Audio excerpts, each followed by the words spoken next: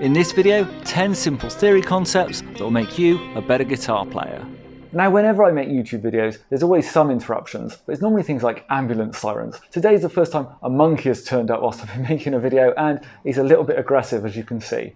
Anyway, back to the guitar. So I thought I'd ease us into the new year with quite a low intensity video, just of some little guitar theory hacks I put together, you know, the kind of thing that you'll see and think, oh, I never knew that before, and you can put it to work straight away. We'll kind of go from beginner up to intermediate, and we've got some scales, chords, bends, double stops coming up, so I hope you enjoy. Let's start with number 1, which chords go together?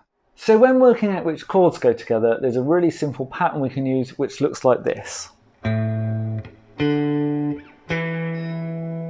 So wherever we start, let's say the 5th fret here on the low E, this A note, we can play the E-shaped bar chord from there, which of course is an A chord. Then all we're going to do is go up at the same fret to the A string, and from there play the A-shaped bar chord, which of course is a D chord. Then on the A string, up 2 frets, play the A-shaped bar chord again, an E chord. So A, D and E will always go together. You don't have to play them here, you can play them here or anywhere else on the guitar, but you know these 3 chords belong together. Now most people already know from experience that A, D and E go together, but what about D flat, G flat and A flat, or F sharp, B and C sharp? So this pattern just helps you to know which chords fit together. Now it also works with minor chords, but I'm going to come back to that in just a moment. Number 2, the sweet versus bluesy sound. Now back to our A, D and E, there's different ways we can play these chords for different types of sounds. So for a really sweet and soft sound, try playing them all as 2 chords like this.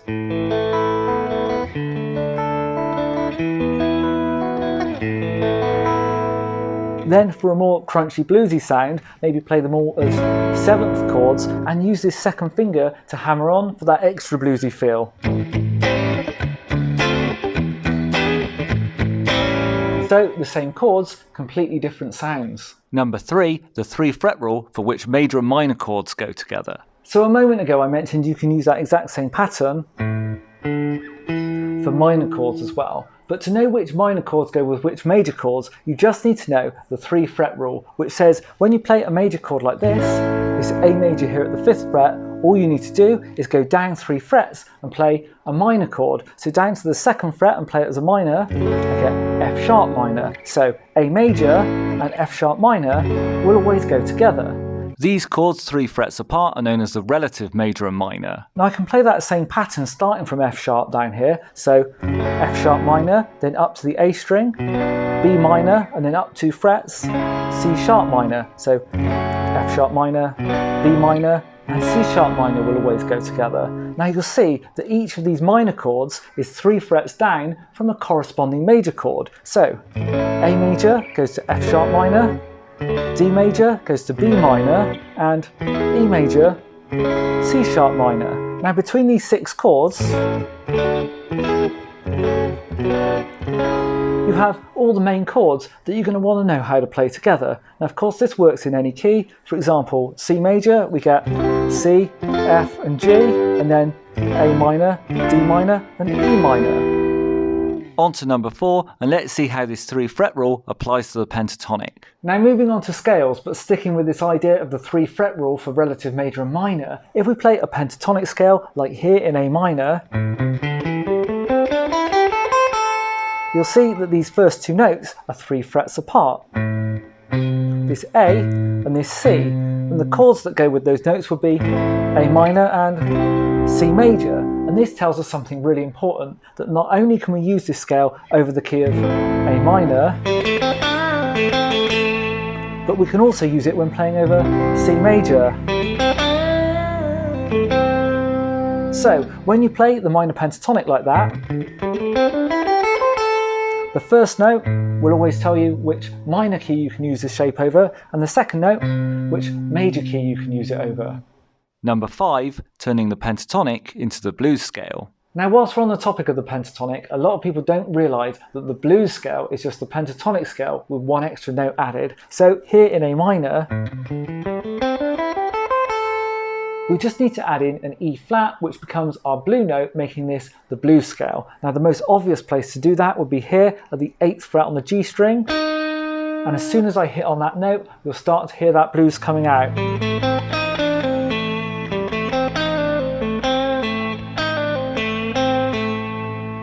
The other place we can add one in is here, 6th fret on the A string, this E flat here. And you immediately get that bluesy feel. Number 6, playing minor over major blues. Then for the ultimate bluesy feel, I recommend playing this minor blues scale over a major key. So for example, if we're in C major, I'm going to play this as a 7 chord with that hammer on with my second finger that we looked at earlier. What I'm going to play over the top of that is a C minor blues scale. So it's the C minor pentatonic with our blue note added.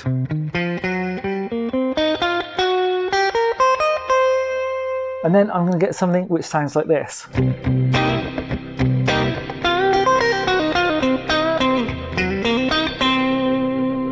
Number 7, and now let's look at playing major over a minor chord.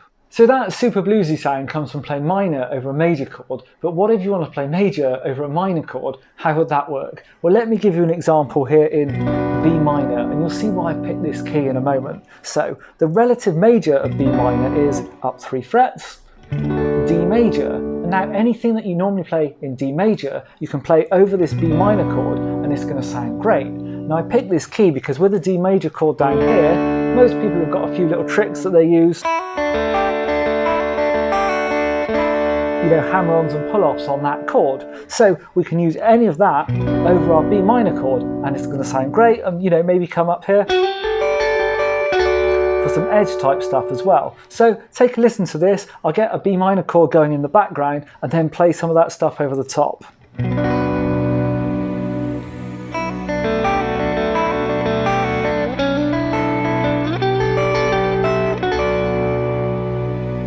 Then number 8, the universal pentatonic bend. When bending strings, there's one note which is a little bit more important than all the others, and it's what I call the universal pentatonic bend. So let's take an example here in A minor, using the A minor pentatonic. And the note in question is this one here, the second note on the G string in this shape here at the 7th fret. Now, why is this note so important for bending? Well, firstly, we often play in this little box of 4 notes here on the D and G strings. And by making a full step bend up, we complete a full pentatonic scale of 5 notes in this position. 1, 2, 3, 4, 5. So little licks like that come from using that bend. The second reason is we can get to the blue note through this bend. So if I just make a little half note bend up, there's our blue note. Or pre-bend it up half a step and down. That sounds great for blues. And then lastly, you can play multi-step bends from this note. So listen to this. I'll be starting on the D, bending up a full step to an E, another half step up to the F, and then back down to the E.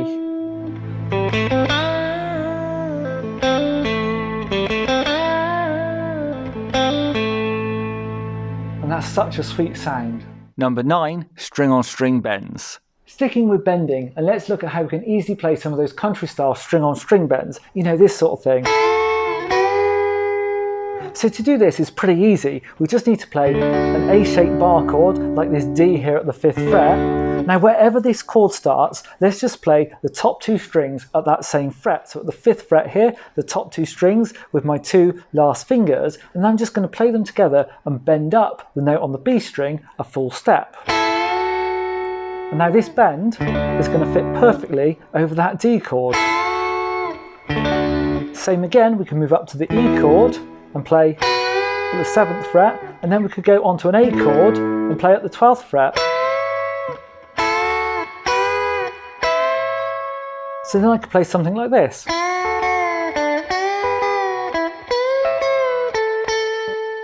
Then finally number 10, let's look at some double stops. Now just like we could play string on string bends around chords, we can also play double stops around chords. So if you take any E-shaped bar chord like this, the notes on the top 2 strings you can play together, slide up 2 frets and slide back down again, and it's always going to sound great. Something like this.